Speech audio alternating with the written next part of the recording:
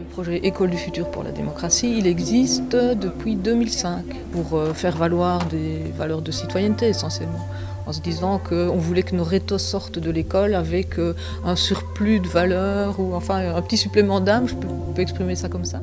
Rentrer dans le mouvement, c'est un peu rentrer, je vais dire, dans l'avenir parce que c'est des choses que... Enfin, ça traite des sujets que plus tard on devra être confronté, donc forcément ça nous met déjà un petit avant-goût déjà à l'école, donc c'est chouette.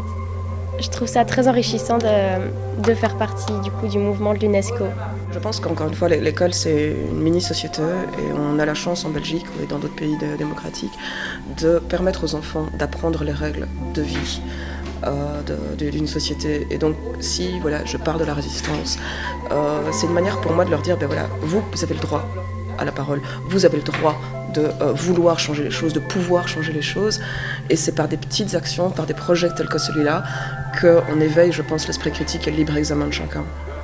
Alors les élections des délégués de classe, ça a été vraiment très très important. On a voulu sensibiliser les élèves, leur faire prendre conscience qu'il y a des enjeux démocratiques, qu'il y a des enjeux personnels dans l'école et qu'ils pouvaient participer à certaines décisions et proposer aussi certaines petites choses pour améliorer leur quotidien.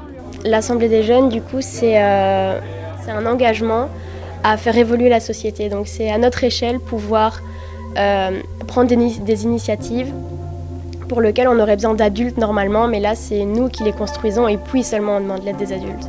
C'est un plus pour les élèves, c'est un plus pour les projets, c'est une certification qui donne du sérieux aux projets qui sont menés au sein de l'école et qui font plaisir aux élèves, parce que forcément c'est une belle reconnaissance pour le travail qui est mené sur le terrain.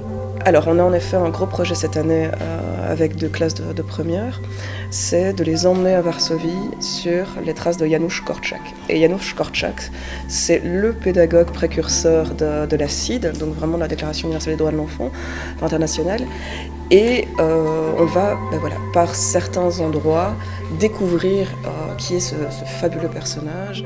Le réseau des écoles UNESCO, c'est le vaste monde. Et donc là, pour l'instant, avec la crise sanitaire, on n'a pas encore noué de lien avec les écoles dans d'autres pays.